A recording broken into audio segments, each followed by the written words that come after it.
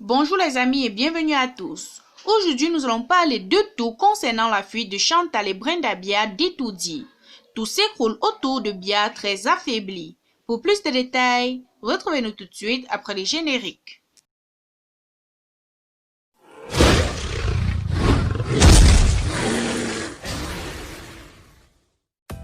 Cameco cherche un autre plan de sauvetage du gouvernement, mais cette fois, les voleurs du RDPC disent que le soutien financier sera destiné à couvrir les frais d'assurance des avions.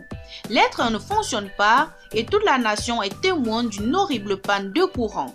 L'armée de la force d'élite, connue sous le nom de bataillon d'intervention rapide, sont mécontentes. Le tribunal pénal spécial a manqué d'idées. Le régime est pris au piège. Le sud du Cameroun est devenu ingouvernable. Boko Haram a réapparu dans la région de l'extrême nord et surtout le coronavirus poursuit Bia et ses élites politiques vieillissantes du Cameroun. Des étiquettes aériennes sur quelques valises portées par Brenda Bia et sa mère, la première dame Chantal Bia, vue récemment via l'aéroport international de Simalène, n'envisage un bref séjour en Europe ni d'un soupçon de vacances en famille à Genève. Il fuit la honte de Brenda Bia sur les réseaux sociaux et les nombreux scandales politiques qui explosent à l'intérieur du palais de l'Unité. Chantal Bia et ses enfants ont commencé à voyager hors du pays incognito. Ils doivent déménager, mais cette fois-ci, Chantal Bia et ses enfants ne savent pas où ils vont. La disparition de Bia est si importante non seulement pour les habitants des deux Camerouns, mais pour tous les Camerounais du Sud qui sont en liberté depuis 4 ans, maintenant pour demander leur liberté et leur dignité.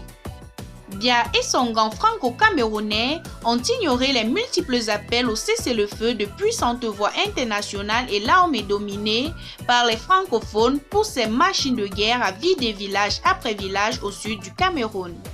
Récemment, le régime de Yaoundé a publié de nombreux décrets présidentiels nommant et limogeant tous les fonctionnaires haut placés dans le but de donner l'impression que M. Bia est toujours aux commandes.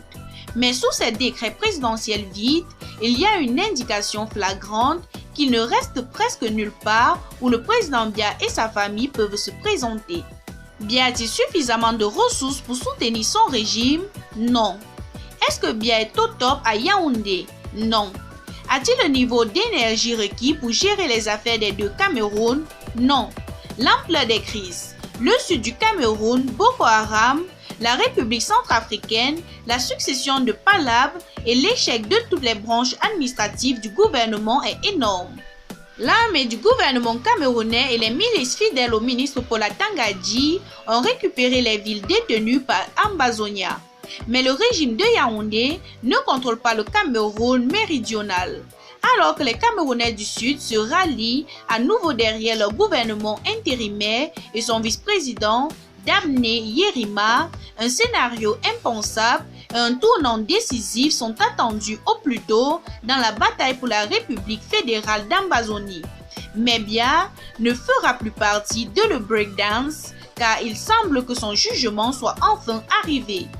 Hey, c'est tout pour aujourd'hui. Si vous avez aimé la vidéo, n'hésitez surtout pas de la liker et de la partager avec vos amis. Et si vous êtes nouveau sur la chaîne, n'oubliez surtout pas de vous abonner et de cliquer sur la cloche de notification pour ne manquer aucun de nos épisodes. Bye bye.